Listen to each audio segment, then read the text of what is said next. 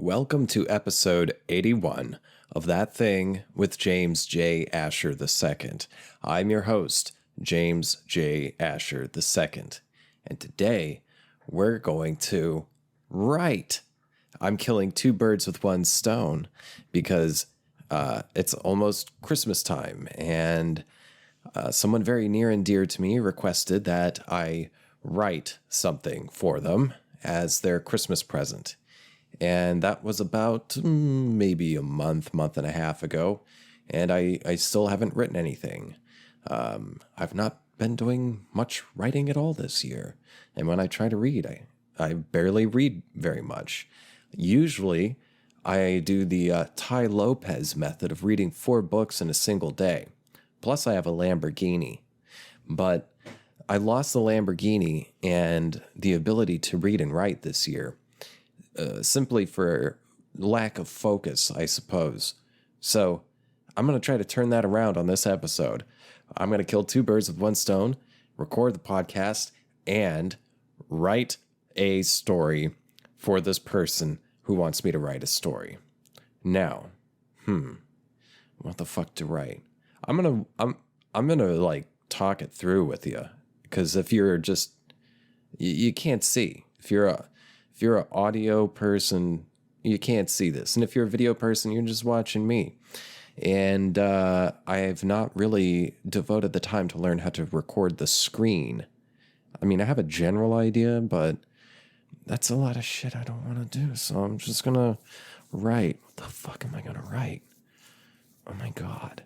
Is this the first time someone has written on a podcast? I know that some years ago, the author Neil Gaiman did like a 24-hour streaming thing where he wrote a short story while streaming. Well, this is kind of like this, but it's streaming live to tape. So, story time. Okay, I think I'm just going to go with the character I thought of early. Jack, let me type this. Jack off. Jack space OHFF. So, if you're a Patreon subscriber, I think this story's on Patreon. I wrote a story earlier this year called Jack and Jill Off, but there was no character explicitly named Jack Off. But I'm reusing that because as a creator, one of the best things you can do if you're stuck is just rehash old ideas. But I mean, maybe don't come up with a million fucking remakes and sequels. Just take an idea and or steal someone else's idea and transform it so that you can't tell where it came from. And then it's your own idea, because that's every artist does that. Even Shakespeare talks about that. I don't know the exact quote, but I know I read it one time many years ago. And then there's that book by Austin Kleon, Steal Like an Artist. That book was pretty informative when I read it in college. And then I kind of like remembered him a while back and looked him up online, and he lives here in Austin. And I can't say I'm the biggest fan of the man. It seemed kind of annoying, but don't tell him I said that. Okay, so yeah, I have a story called Jack and Jill Off. You can find it. I'm pretty sure it's on Patreon, because I'm pretty sure I made it a Patreon exclusive. And I've got a few other short stories there. So if you want to read these like short stories I've written, they're usually pretty fucking funny, I must say. You must become a donor at patreon.com/thatthingwithjames if you want access to those things. And also if you want to help a guy out. Okay, so let's quit fucking around. I've been putting this shit off all day. I'm putting it off right now. Okay, I'm going to write now. This is the creative process. I'm staring at a blank page with a blinking cursor and the name Jack Off. Was a 35-year-old man who lived in a city. His name would have been jack off, but the fascists at Ellis Island stole half of his name, half of his last name, and half of his heritage when his great grandmother moved to the United States back in the let's see here, 1890s. Yeah, let's say 1890s. 1890s. Actually, fuck it. Let's make a specific year. 12. I want to make this as dumb as possible. 12.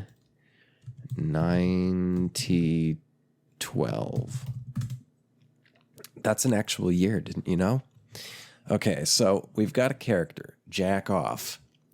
And so to create a story, I want it to be a comedy of some type. So we've got a character. And the way to create a story is to give the character a need. And I don't know shit about this character yet, other than his name should be Jack Off. But you have a character, and then you create a need, so or an objective. So that character has an objective, and then you have to figure out, why does that person have that need? Like, what's their objective? Why do they want to achieve that objective? Why now? And what do they have to lose if they don't achieve their objective? So that's creating a need or an objective for a character. Enter the next element, an obstacle. So that's where the drama kind of comes up, is that your character has an objective but runs into an obstacle that is making it more difficult for them to get that objective. And then we don't know if the character's going to achieve the objective or not, but the drama plays out. Even if it's in a comedy, the drama plays out, or the conflict plays out in the way that the character deals with the obstacle. So let's create a need. Let's say Jack Off wants to get a glass of water because he's severely hungover. Okay, let's just write these notes out, all right? So, Jack Off wants to acquire a glass of water because he is very hungover and thus dehydrated. Boom. Okay. Why does he need it now? Let's see here. Oh, what if he starts hallucinating? So he needs the water because he's dehydrated, but he also has to take his pills to keep him from hallucinating. Yes, because he can't dry swallow. So that's why he needs it now. And he's supposed to take it by noon every day. So, okay, let's put that down. Jack needs the water not just because he's thirsty, but because he has to take his pill every day at noon. He can't dry swallow the pill. Swallowed the pill. And the only kind of pill swallowing liquid he finds palatable. How do you spell palatable? Like that is water. Okay. So we've got Jack Off was a 35-year-old man who lived in a city. His name would have been Jack Jackoff, but the fascists at Ellis Island stole half of his name and half of his heritage when his great-grandmother moved to the United States back in the 1890-12.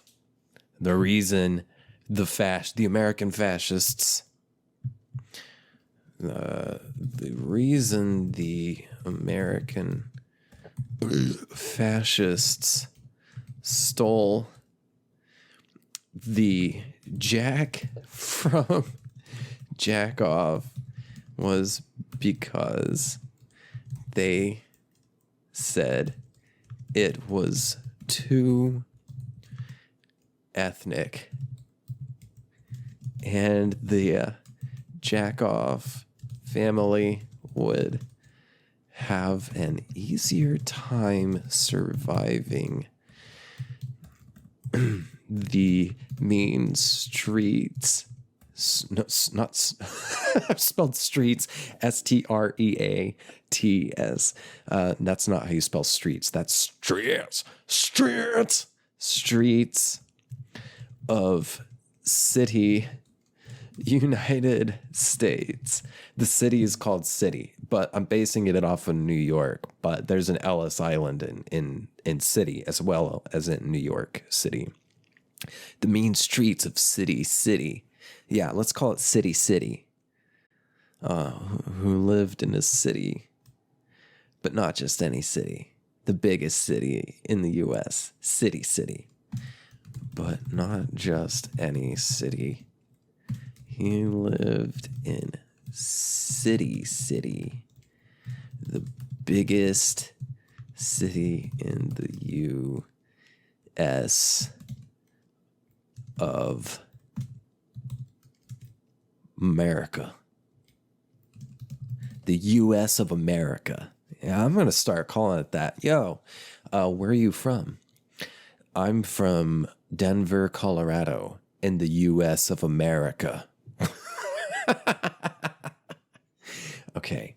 Jack Off was a 35-year-old man who lived in a city, but not just any city. He lived in City, the biggest city in the U.S. of America. His name would have been Jack Jackoff, but the fascists at Ellis Island stole half of his last name and half of his heritage when his great-grandmother moved to the United States back in 1890-12. The reason the American fascists stole the Jack from Jackoff was because they said it was too ethnic, and the Jackoff family would have an easier time surviving the mean streets of City, United States. The mean streets of City, with a more American name like Off. City with a more American name like Off. It sounds more patriotic. They said to I don't know, Lori Jackoff. Is that? It sounds more patriotic. They said to Lori Jackoff. I need a better name than Lori for Lori Jackoff. So great grandma Jackoff. To great grandma Jackoff. Come on, man. Think of a good name. What's a funny name? Wet. What if her name's Wet Jackoff? Wet. What about Sloppy?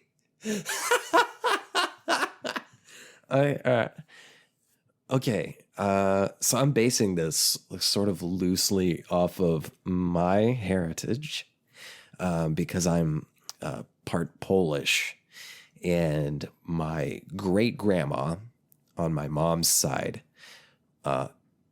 emigrated from Poland to the United States like a year or maybe months before the full outbreak of World War One.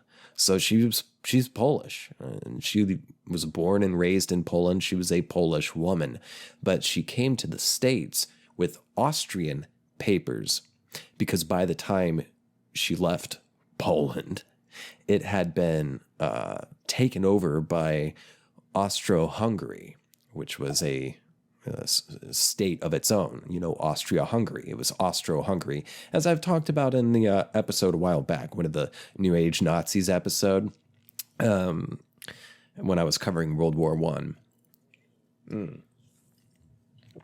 Okay. So we got to come up with a name for her. So we've got Wet Jack Off. We got Sloppy Jack Off. I want to give it like some sort of like a Eastern European kind of a first name. Lydia. What's a Eastern European name? Let me see. I'm gonna look up common Polish name, first name, female. Common Polish first names, female. We have Zuzana, Lena, Maya, Zofia, Hannah, Amelia, Alexandra. Ooh, I like that. Alicia, Licja. These are beautiful names. Let's see. Come on, baby. Load. I want to see some more names. Victoria. Yeah, okay. Iga. Yes, that's it. IGA. Iga Jackoff. Okay. They said too, Iva Jack Off. Jack Off. Jack's great grandmother. Did I say great grandmother before or just great? Yeah, great grandmother, like my own. Okay. Jack Off was a 35-year-old man who lived in a city, but not just any city. He lived in City, the biggest city in the U.S. of America. His name would have been Jack Jackoff, but the fascists at Ellis Island stole half of his last name and half of his heritage when his great-grandmother moved to the United States back in 1812. The reason the American fascists stole the Jack from Jackoff was because they said it was too ethnic sounding and that the Jackoff family would have an easier time surviving the mean streets of City with a more American name like Off. It sounds more patriotic, they said to Iva Jackoff, Jack's great-grandmother. You know, like a good church worship American flag. Like a good church worshiping American flag person. Okay, this is so fucking stupid, and I want it to be so stupid, so I think I'm doing okay so far. It sounds more patriotic, they said to Iva Jackoff, Jack's great-grandmother. You know, like a good church worshiping American flag person. Here in America, we value changing you. Here in America, we value changing other people's cultures. We value changing other people's cultures. Kind of like Rome. Kind of like the ancient Roman Empire, but less classy. That's not how you spell like, L-I-E-K, like the ancient Roman Empire. The Holy Roman Empire, fuck that. Kind of like the Holy Roman Empire, but not so pagan. Are you one of them pagan Catholics? Are you one of them pagan Catholics. Ida replied, or Iva Jackoff. Iva replied, God bless America. God bless America. Because that was the only English she knew.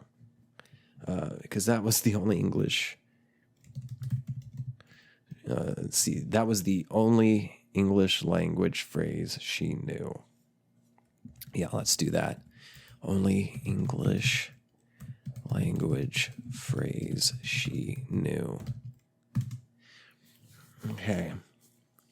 So, we've got a little bit. This is a first draft. I'm going to try to knock this thing out within the next few days because Christmas is coming up and I want to send this off in the mail. And I usually wait until the last minute to do Christmas shopping online, which requires waiting for stuff to ship. I usually wait until pretty late just because I don't know. It's a procrastination thing, maybe, getting stuff for the holidays for people. And as I mentioned before, I've been having a hard time focusing on a lot of stuff, especially this far into this year.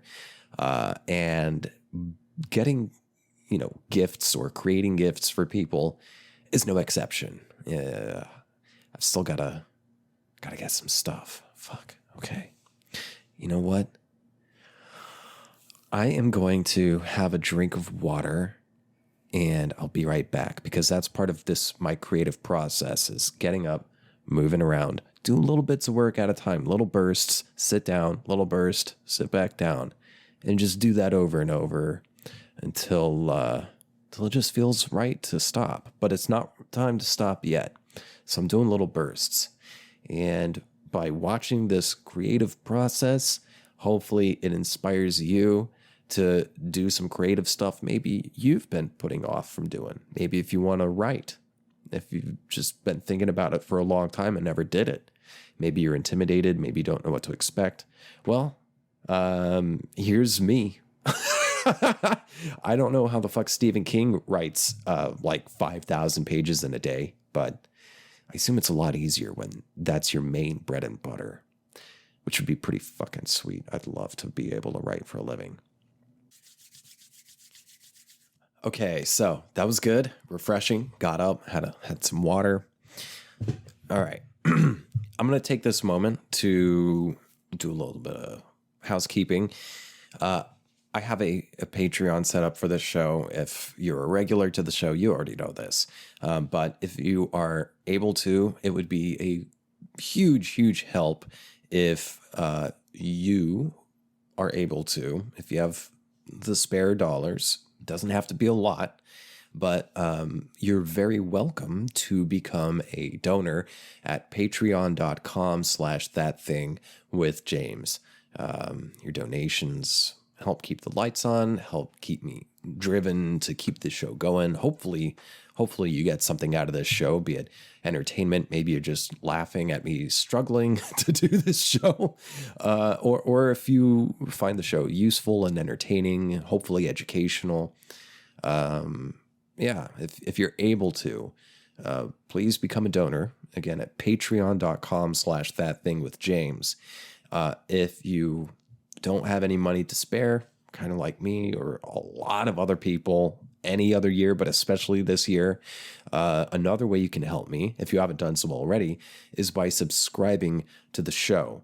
For the audio listeners, hit the subscribe button on the whatever application you're using to listen to podcasts.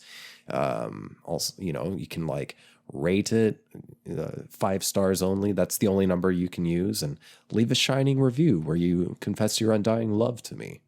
And then for the YouTube people, if you haven't done so already, smash that subscribe button, strike that like button, write a good comment, not just a good comment, but an exemplary comment, in which you also confess your undying love for me. unrequited love, I should also note. And for all of you, share the show with your friends. I've been doing this show for almost 2 years, and I love doing it. I'm very grateful to the donors I already have on patreon.com/thatthingwithjames. And, I just want to keep the show going, and I'd love to grow it and keep making it better. And if you have suggestions, if you have questions, if you have a suggestion for a subject, a story, a topic to cover on the show, or if you are in need of advice, I love giving advice. You can email me at thatthingwithjames@gmail.com. You could also slide into my DMs on Instagram and Twitter, where my handle is @JamesJAsher. Oh, yeah. And also, if you become a Patreon subscriber, you get access to short stories like the dumb one I'm writing right now, the one that kind of inspired the name for this character, Jack Off. Speaking of names, I've thought of a better name than just Iva Jack Off. Her name is Ivana. So where did I put that? They said to Ivana Jack Off. Ivana Jackoff replied, "God bless America," because that was the only English language phrase she knew. Okay, so that's enough backstory. Let's get back to writing out. Let's create some bones for this story, and then it'll be easier to riff on something. All right. So, and also when you're writing, definitely create some kind of bones, some kind of loose structure for it. And I'm not the biggest fan of outlining myself. I fucking hated outlining for papers in school. And then for creative writing, I find that it actually is kind of helpful now that I'm a bit older. Yeah, create some kind of frame in which to paint your picture. And then as you go along, don't be, hung up on the outline. It can change it as much as you want. Go full fucking stream of consciousness if you want, or just flat out stream of consciousness. But as a person who has experimented with about 2,000 pages of stream of consciousness one year, it does help to have a little bit of structure.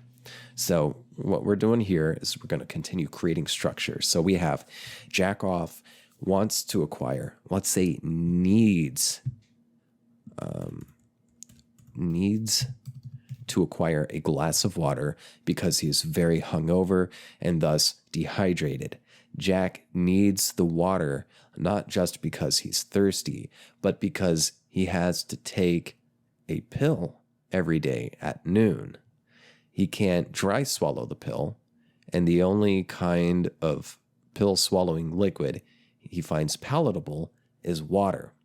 The reason he needs the pill is because it's an anti-hallucinatory or antipsychotic. Let's see, the reason he needs the pill is because it keeps him from hallucinating. He's a little schizophrenic, but it's something else. But it's not schizophrenia, it's something else. Doctors aren't sure what, but they found some kind of pill that keeps him from hallucinating. Let's see here. What if he starts hallucinating his great-grandma, Ivana Jackoff? Let's see here. Okay, so we've got a need. He needs to take his pill, because if he doesn't, then he'll start hallucinating. And if he starts hallucinating, he makes poor choices. He tends to gamble. Okay. Keep him from hallucinating. The reason he doesn't want to hallucinate is because he makes poor reason he doesn't want to hallucinate is because it tends to lead him to make poor choices. such as, let's see, what's a funny choice? I'm thinking adopting a dog. I'm thinking bowling. But the first thought was gambling. And there's a great Zen Buddhist saying that I try to apply as much as possible. First thought, best thought. So tends to lead him to make poor choices, namely gambling. He gambles on dumb shit. Gambling. He gambles on dumb shit. Let's see. But when he's hallucinating, he gambles on dumb shit, but every time he gambles when he's hallucinating, he fucking wins big. But his winnings are always, let's see, he gambles on dumb shit. And when he gambles on dumb shit while hallucinating, he always wins. Last year,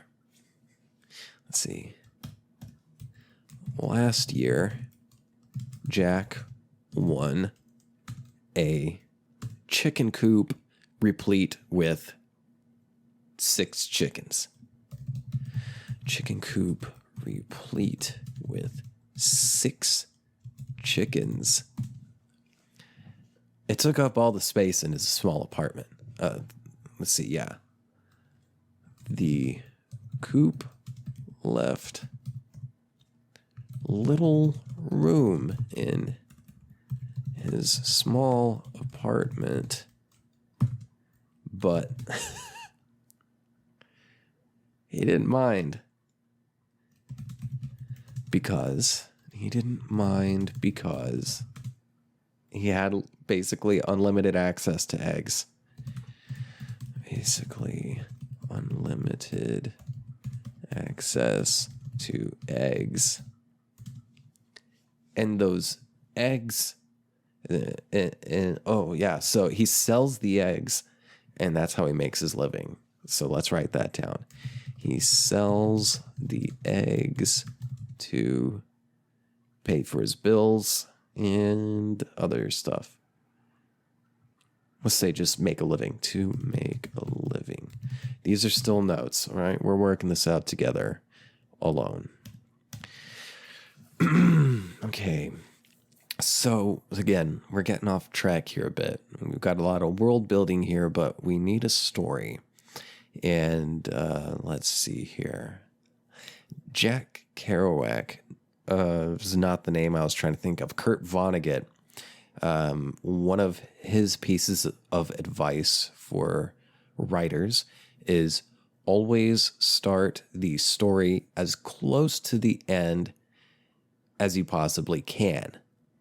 And always include enough information so that the reader could finish the story themselves. Say, if their dog ate the book when they were only halfway through reading it.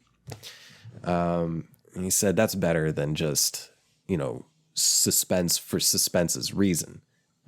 That keeps you from creating some kind of cheap suspense. And that's also, I say, quite similar to the bomb under the table thing. I think that's what it's called. I'm not exactly sure. But it is a strategy that Alfred Hitchcock used in his films. Example, so you have the camera. It shows a bomb with a clock. It's a ticking time bomb. And it pans out a bit. It is taped to the bottom of a table. The camera pans out more. There are 2 people sitting at the table. And then, so you've got the characters having their own character conflict between each other, but then you also have the added suspense, the added conflict of, do they know that there's a bomb under the table? Are they going to finish whatever they're doing and get out before the bomb goes off? That's a good way to create not cheap suspense. It's good suspense. Okay. I'm talking about all this advice shit I've read from other people, and I'm just stalling on making this. Okay. La la. Damn, I've been recording for 40 minutes. All right. So before the end of this episode, I'm definitely not going to have this thing completely written out, but I will have a complete damn outline and arc for this story. Okay. So he wakes up hungover because it's the day after his birthday. Jack wakes up hungover because the night prior he celebrated his birthday. Let's see here. He needs some water because he's intensely thirsty. He wakes up in his apartment, but let's see. Let's tie something in with one of the chickens. Ooh, yeah. Okay, here we go. He wakes up covered in chicken shit. Chicken shit and wood shavings. Is that what lines the bottom of a chicken coop? And chicken shit, wood shaving. Chicken shit, down feathers, and wood chips. AKA in the middle of the chicken coop, AKA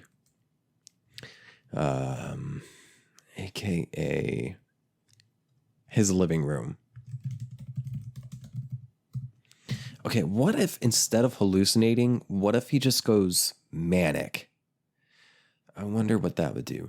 Maybe it's a combination of mania and hallucination, because I know there can be like schizoaffective, bipolar, right? Because like major depression can cause a person to hallucinate, or can cause a schizoaffective disorder. So why couldn't intense mania? Okay, so we've got that.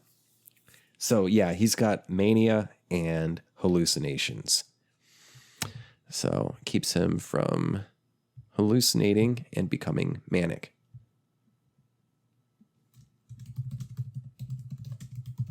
So this guy's mentally ill. And that is always a perfect element for comedy, is a severely mentally ill person having an episode, so to speak. I don't know if that's the PC term for that anymore, but Jack off is going to have an episode and do something crazy. So he wakes up hungover because the night prior he celebrated his birthday. He wakes up covered in chicken shit, down feathers, and wood chips, aka in the middle of the chicken coop, aka in the middle of his living room. He looks at the clock. The clock.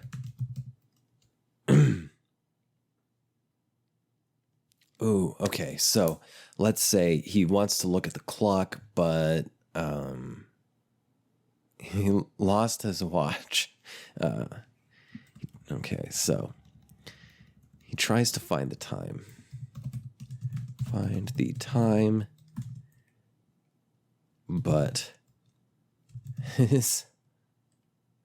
But he never bothered to set the clock on his microwave. Never bothered to set the clock on his microwave. The eternal 12 o'clock blinking microwave. 12 o'clock blinking microwave. And let's see here. But he never bothered to set the clock on his microwave. He doesn't own a watch. Let's see. I hit the mic. Sorry about that. He doesn't. How the fuck do you spell docent? He doesn't own a watch, and his cell phone is missing.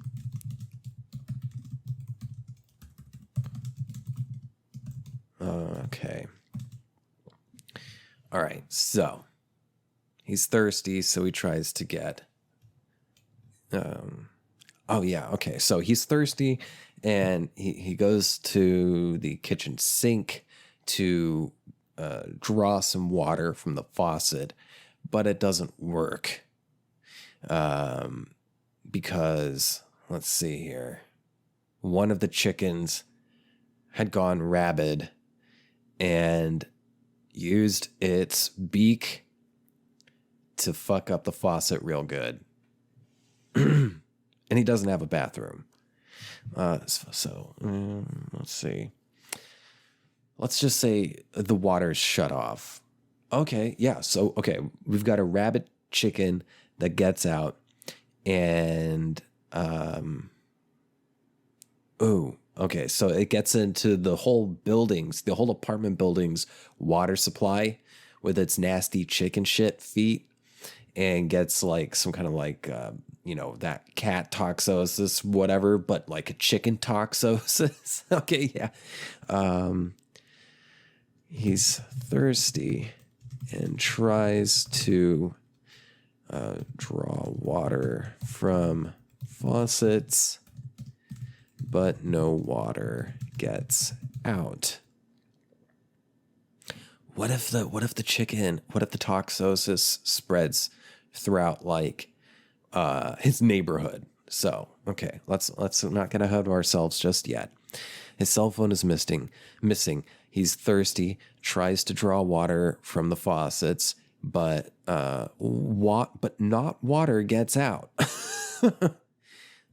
Tries to draw water from the faucets, but no water comes. So he doesn't know this yet. Doesn't know yet. But one of his chickens, let's come up with a name for the chicken. Bell, let's see. Fabio. Let's see. I'm coming up with a better name here. Chicken name. Stupid chicken name. Let's come up with Cowfoot. No. Pill planter. Rings. I'm just looking at shit on my desk here. Books. Catch 22. Let's see. Chicken. Celine Dion. I don't have a Celine Dion disc or album on my desk. I just got Journey to the End of the Night by Celine on my desk. I don't listen to Celine Dion. Quit judging me. Look, I'm serious. No. Fuck off with that. No, I don't listen to Celine Dion. I don't listen to Mariah Carey. I don't listen to that stuff. Look, methinks the man doth protest too much. No, I'm telling you the truth. I've got the book right here. Look, I'm gonna pull this shit out. Viewers, you're about to see something. I don't know if, let's see, is the lamp like glaring on it? It says Celine there, right there. I'm not showing you my Celine Dion album. That's embarrassing. Got the noise gate on this. These fucking idiots can't hear that. Okay, so yeah, I've got Celine here. One of his chickens, Celine Dion, went rabid. Caught rabies, and went on a manic rampage, similar to what Jack is going to end up doing. I just thought of that. Is going to end up doing. I also just realized that this is kind of, that storyline is a little derivative of my favorite fucking book, but I don't care because I don't know that I'm putting this out for publication, but I'm going to submit this to this person that I'm related to who requested I write a story as a Christmas gift because, well, I still feel fucking cheap, but I don't have a lot of money this year. So they said, just write something. Like last year, they requested I write something. So I wrote something and they liked it. And so that's the plan again this year. And so, but this year, the story is going to be a lot different. The last one was very kind of, it was pretty moody. Pretty moody. This one's going to be fun, but yeah, this is sort of he's going to go on a rampage.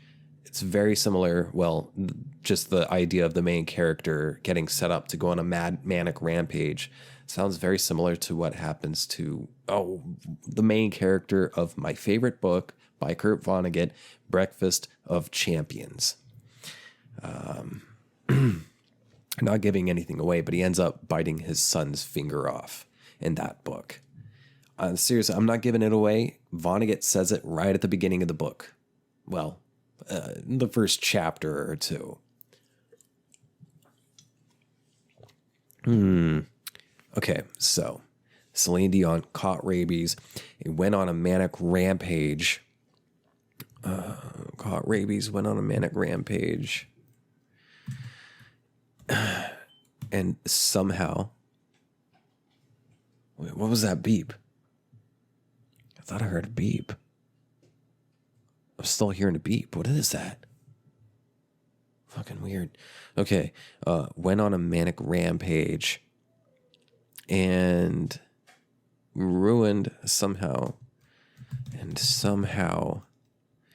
infected the neighborhood water supply with chicken foot talantoxosis. Chicken talantoxosis. Yeah, there we go. With chicken toxoplasmosis. Yeah. Chicken talon toxosis. That's better. Toxosis. How does one spell toxosis? What is this going to say? Toxosis. I think I spelled that right. I mean, I'm pretty sure I'm making the word up. Chicken talon toxosis. So no one can get any water. No one can get water. Get water. All right. Jack goes down to the bodega. To the bodega that lives on the first floor of his building. The first floor of his apartment building. And then, let's see. Jack goes down to the bodega that lives on the first floor of his apartment building. He tries to buy water. But there's none to buy. Everyone, it's all sold out. But there's none to buy. The water is all sold out. Okay. Let me stretch my legs for a second. Be right back.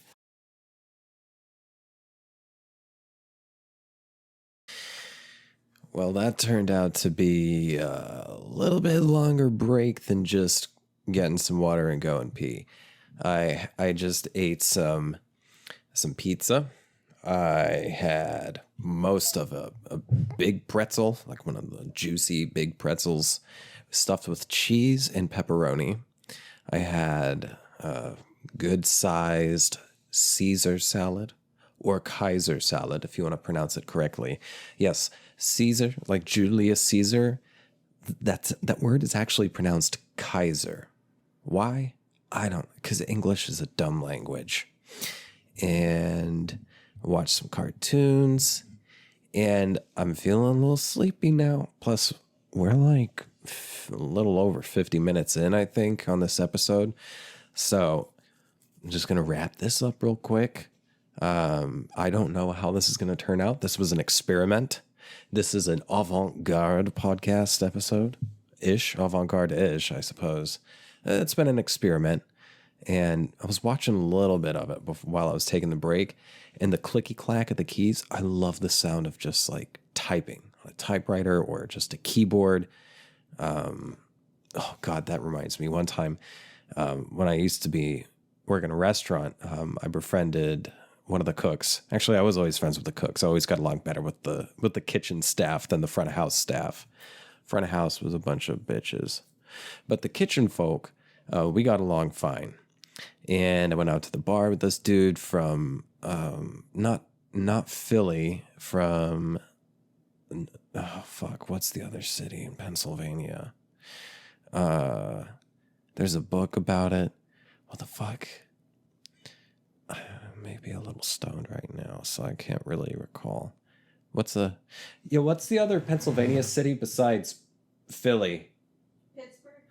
A dude from Pittsburgh, Pennsylvania. Well, I told him I write, and he said he writes, and he's like, yeah, I told him I write. He's like, what kind of typewriter do you use? And I said, wait, what? He said, what kind of typewriter do you write on? And I said, Microsoft Word. The fuck is that? Is that a dog or a crazy person screaming outside? Crazy person. Oh, how perfect. There's just a crazy person screaming outside. Maybe you heard it. Maybe the mic picked it up, which it's great because I'm writing this story about a crazy person, not on a typewriter, much to the disappointment of my old coworker. He's funny. I guess if you write, you got to do it on a typewriter. If you're not typing on a typewriter, then you're not writing. Pardon me. All that cheese and pepperoni grease. All that cheese and roni grease.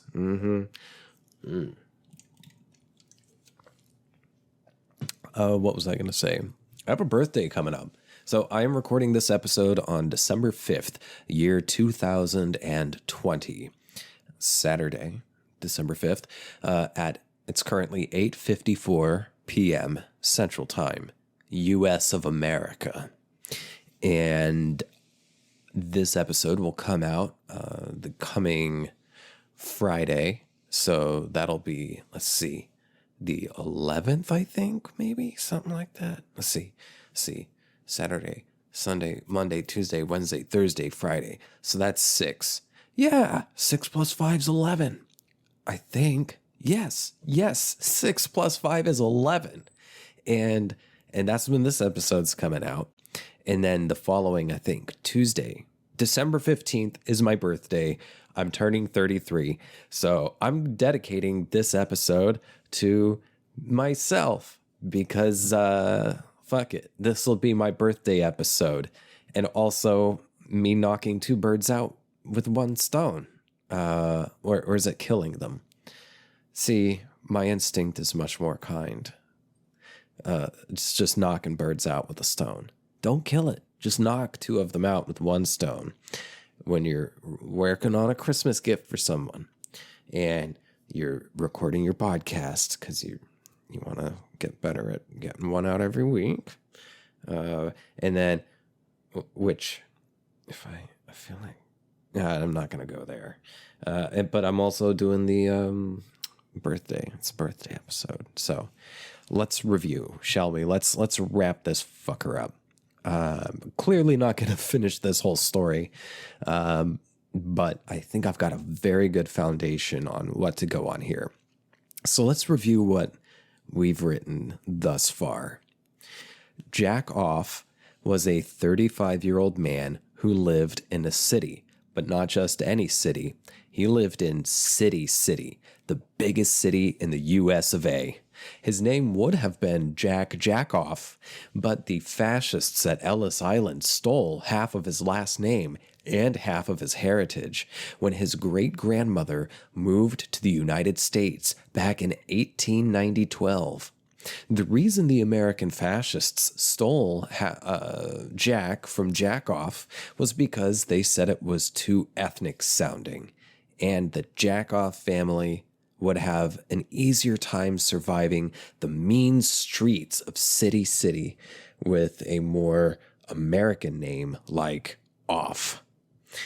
It sounds more patriotic they said to Ivana Jackoff, Jack's great-grandmother. You know, like good church-worshipping American flag people.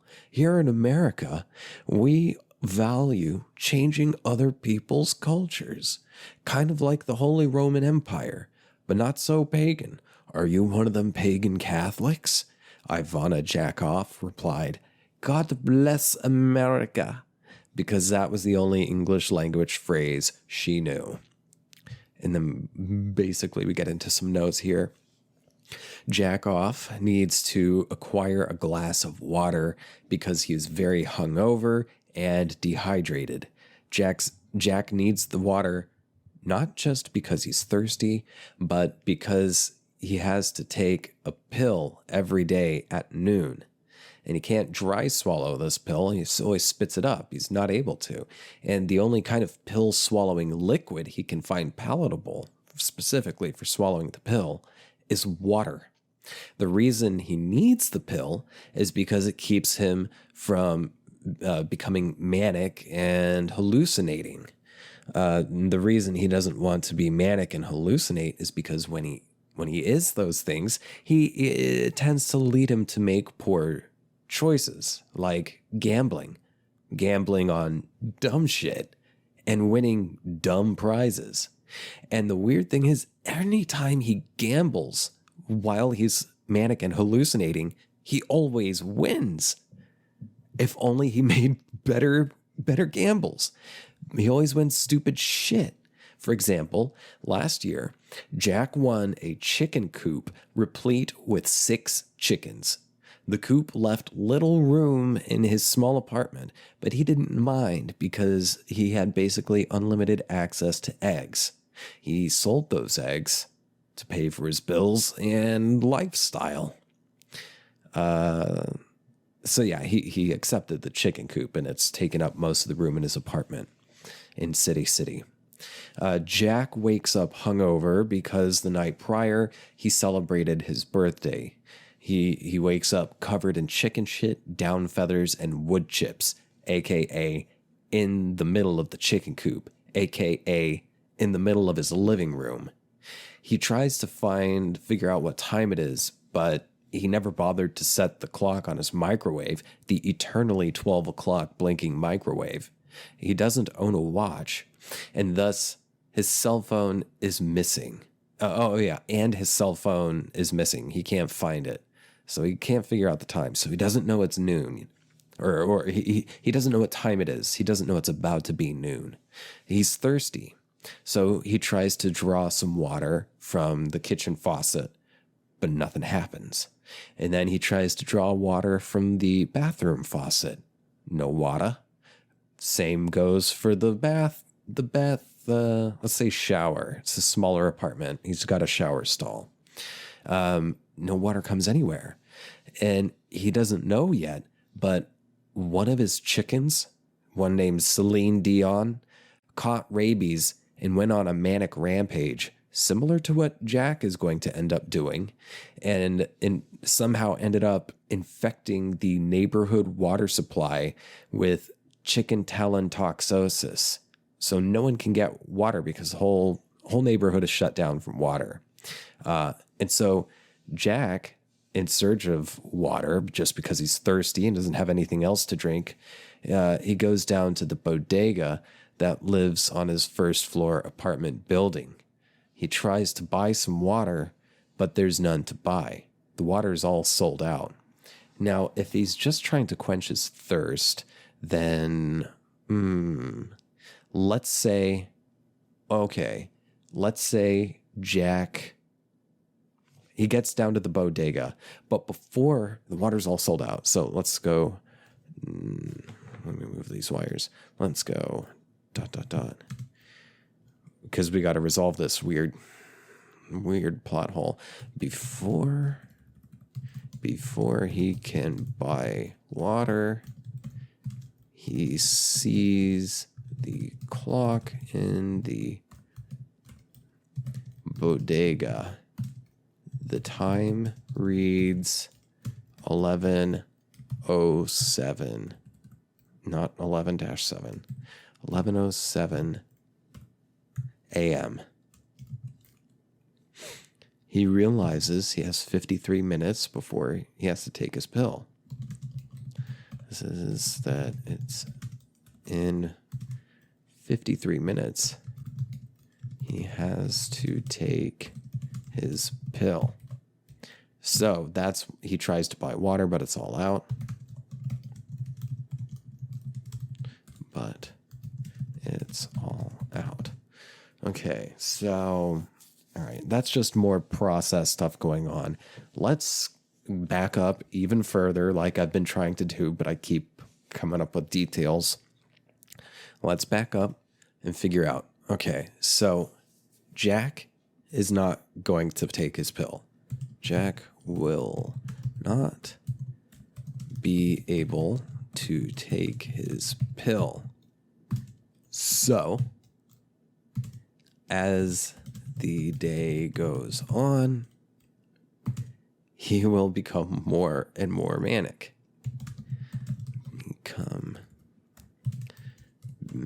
He will become more manic. And then I'll figure out some other bullshit details just to justify plot holes and stuff.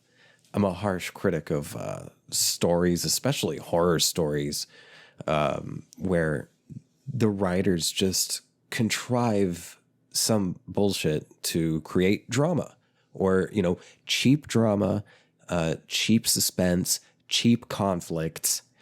You can have those things, but at least cover all the other details. Like in real life, say one person is, gonna go to this place, and their friend who's away just realized, oh shit, that place that my friend is going to is a bad place to go.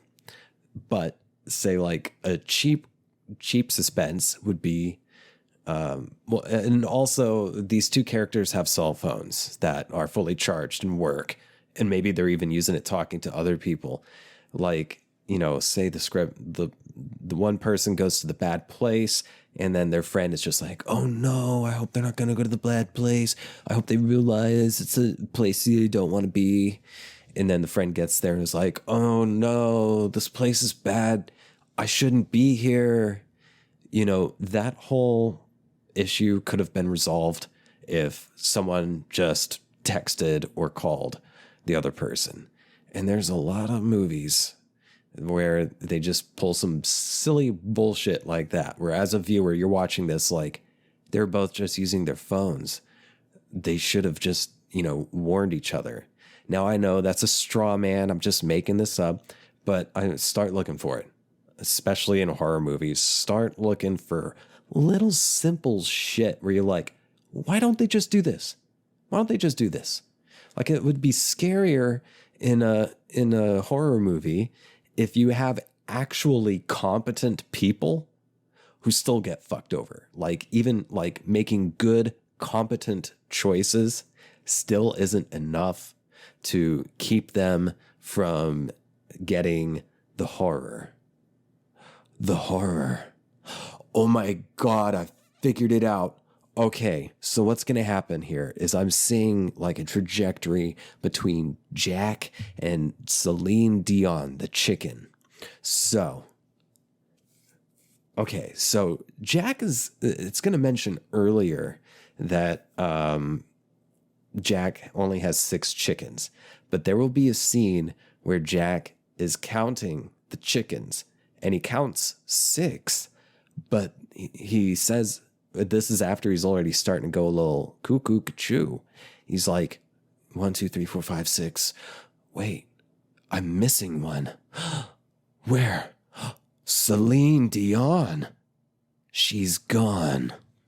And then, okay, so it turns out, as Jack gets more and more crazy, he starts hallucinating that he's a chicken. The 7th chicken. Celine Dion.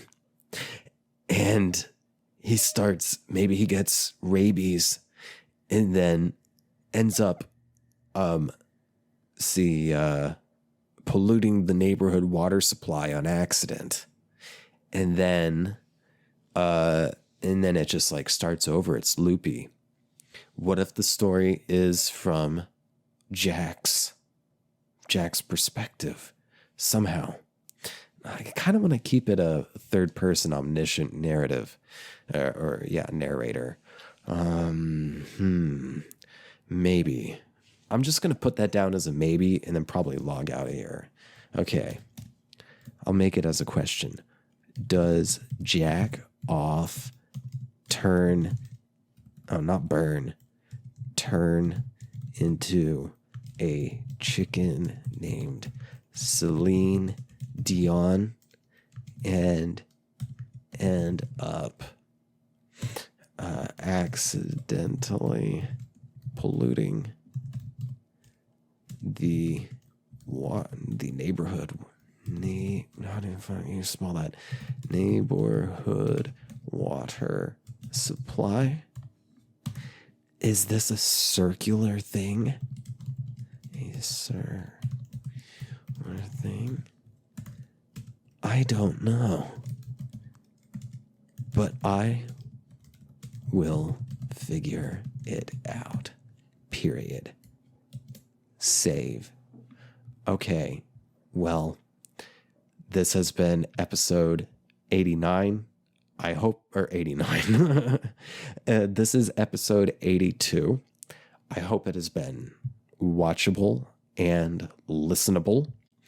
And I will see you in the next episode. And before I go, I'd like to remind you yet again, if you want to become a patron, you can do so at patreon.com.